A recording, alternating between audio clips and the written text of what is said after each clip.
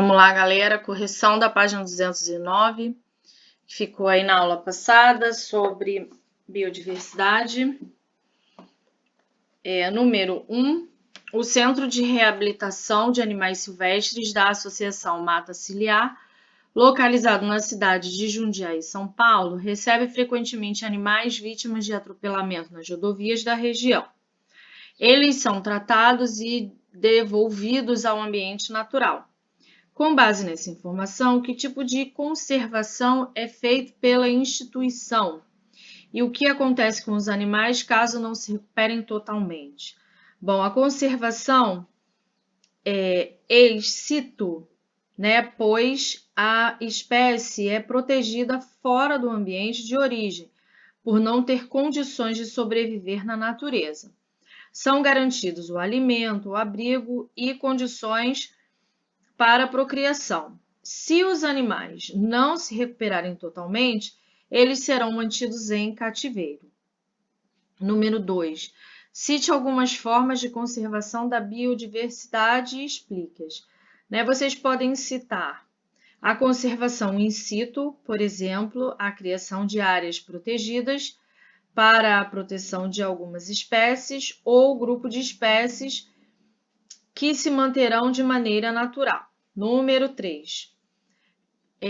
Identifique a área protegida ou unidade de conservação mais próxima de seu município. Descubra por que foi criada e pesquise outras informações sobre elas. Bom, aqui a gente tem uma área de preservação, né? Na verdade, a gente tem o Parque Nacional de Tinguá, que é uma área protegida, tá? E aí vocês podem dar uma olhada, né? De quais são os programas, o que tem lá de trabalho relacionado a essa, né, conservação da biodiversidade. Número 1, leia o texto abaixo, depois responda às questões.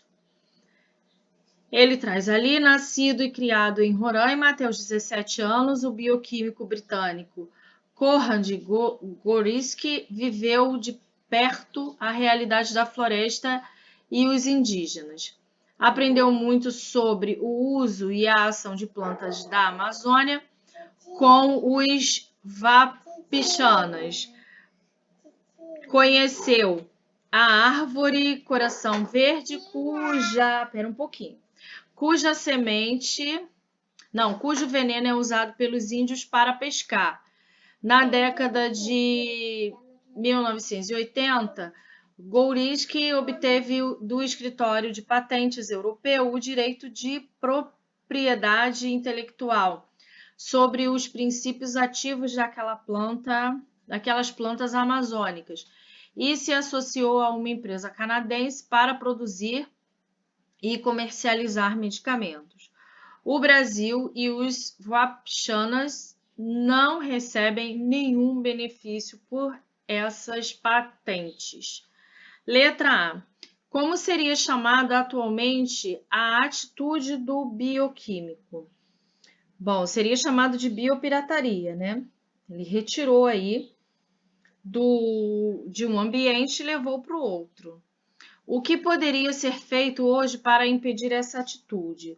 Hoje nós temos o Protocolo de Nagoya, que garante a repartição de benefícios advindos da exploração de recursos e o respeito às legislações nacionais sobre biodiversidade. Tá? Vocês podem ainda, né, dar uma olhada na Política Nacional de Biodiversidade.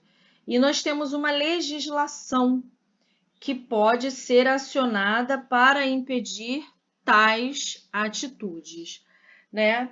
Mas a gente sabe que isso acontece, acontece e continuará acontecendo porque nós não temos, né, uma segurança quanto a isso, né? Nós não temos uma seriedade no tratamento desses assuntos. Infelizmente, né, a gente tem muita coisa que é levada do nosso Brasil, né, sem nenhuma restrição, sem nenhum modelo, né, sem nenhum impedimento disso, tá bom? Obrigada, vamos ver o material aí de hoje. Na sequência da nossa aula, nós temos conservação em áreas protegidas, tá? Neste capítulo, nós vamos ver detalhadamente o que são as áreas protegidas e suas respectivas categorias. Eu preparei para vocês um material falando sobre, né, o que são essas áreas protegidas. Mas o nosso livro ele traz, tá, para a gente alguma coisa, alguma informação. Nosso território é riquíssimo em biodiversidade, mas como vimos, as ameaças a ela são grandes. Uma forma encontrada para conservá-la é o estabelecimento de áreas protegidas. Você sabe o que isso significa? Né? No Brasil, as áreas protegidas são áreas definidas, geograficamente destinadas a alcançar objetivos específicos de conservação, de acordo com o CDO 2000, decreto legislativo, e aí a gente tem, né, uma lei que regulamenta isso. São exemplos de áreas de preservação permanente, as reservas legais e as unidades de conservação, UC. As áreas de preservação permanente, né, de acordo com o nosso Código Florestal, são áreas em que não é permitida exploração econômica direta. O único objetivo é a preservação ambiental, que abrange a preservação do solo, dos recursos hídricos e da biodiversidade. As matas ciliares são áreas de preservação permanente, com a função de proteger cursos d'água nascentes e reservatórios, de assoreamentos, garantindo assim a preservação da qualidade da água e dos seres vivos que nelas existem. Todo curso da água ou reservatório deve ter uma faixa de mata ciliada margeando. Quanto maior o corpo d'água, maior sua dimensão. São também áreas de preservação permanente, as encostas com declividade superior a 45 graus, as restingas, os manguezais, as bordas dos tabuleiros ou chapadas, os topos de morros, os montes, montanhas, serras com altura mínima de 100 metros de inclinação média maior de 25 graus. Né? Então, toda essa área é considerada uma área de preservação permanente. Tá? E aí lá não existe nenhuma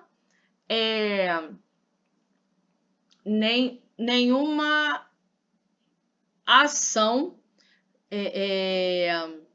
econômica, ok? É só preservação mesmo. Reservas legais.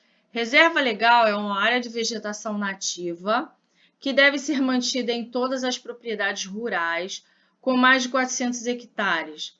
Pode ser explorada de forma sustentável, aqui já pode ter uma atividade econômica, a fim de manter a conservação da biodiversidade e dos processos ecológicos.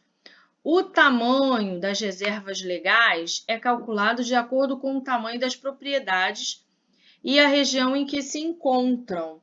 E é aí que alguns donos de terras, eles se apegam a essas, vamos dizer assim, a essas brechas que a lei vai dando, né? Com exceção da Amazônia Legal, cujo tamanho da reserva legal varia de acordo com o ecossistema em que estiver inserida, a propriedade nas demais regiões do Brasil deve corresponder a 20% da área total da propriedade. Para a delimitação das reservas legais, as reservas permanentes, né, não são somadas a porcentagem disso, visto que tem uma outra finalidade.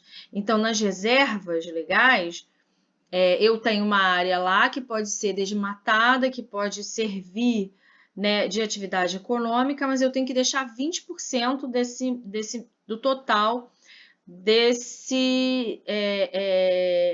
minha propriedade. Vamos lá. Unidades de conservação são os UC, né? UC.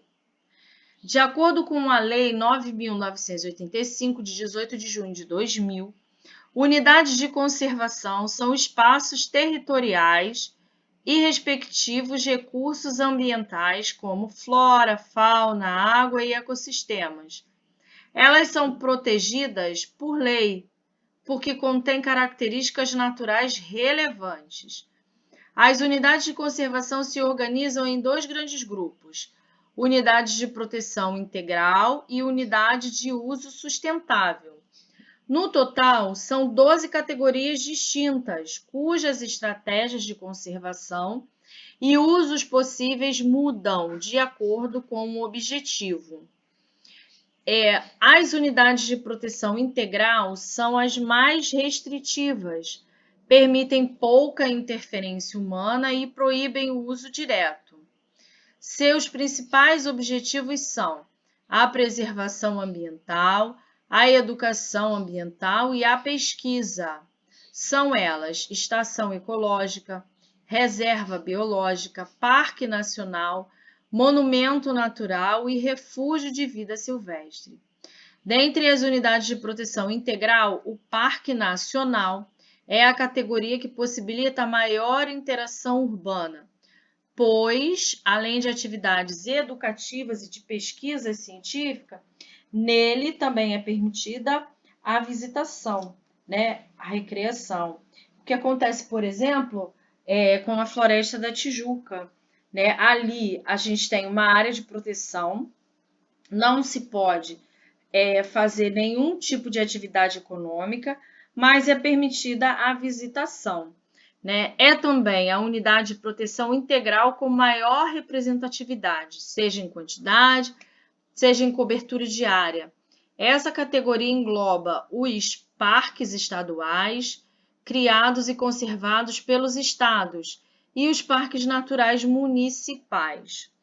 As unidades de uso sustentável visam conciliar a conservação com o uso sustentável de parte de seus recursos naturais. Nesse tipo de unidade, a coleta e o uso dos recursos naturais de forma regulamentada são permitidos. São elas: área de proteção ambiental, área de relevante interesse ecológico, floresta nacional, reserva extrativista, reserva de fauna, reserva de desenvolvimento sustentável e reserva particular do patrimônio natural.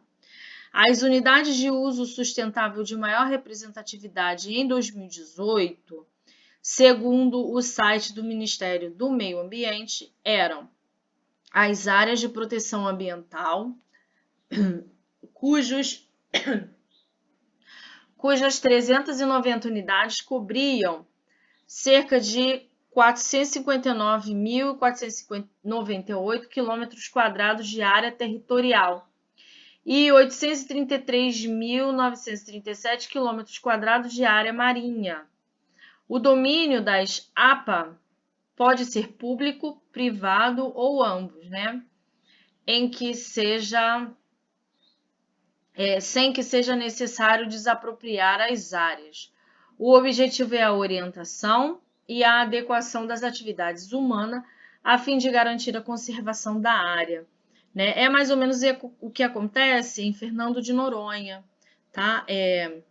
Tem lá uma área preservada, né, de grande patrimônio, né, e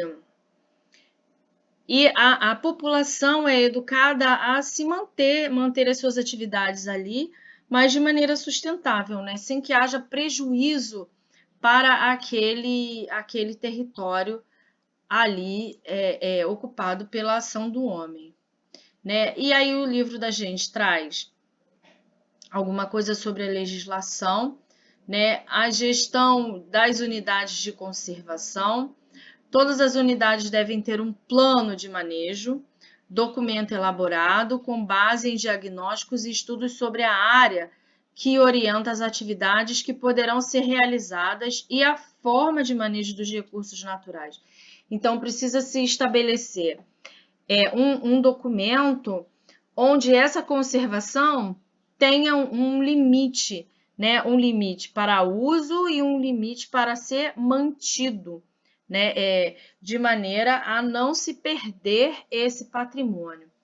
Né? As unidades de conservação têm um conselho gestor que pode ser consultivo ou deliberativo, dependendo da categoria em que se enquadra. Os conselhos são compostos pelo órgão responsável pela sua administração, por representantes de órgãos públicos, centros de pesquisas, de organizações da sociedade civil e a comunidade tradicional. Quando houver, se em seu município houver uma unidade de conservação, sua escola pode participar do conselho consultivo dela. Né? A gente tem uma unidade de conservação aqui no nosso município, que é a reserva de Tinguá. Tá? Os exercícios dessa semana são bem pouquinhos, tá? Página 215, sistematizar e refletir, ok? Vamos ver, eu vou deixar a indicação de um videozinho, tá? E o material para vocês em PDF, ok? Beijo no coração e até a próxima aula.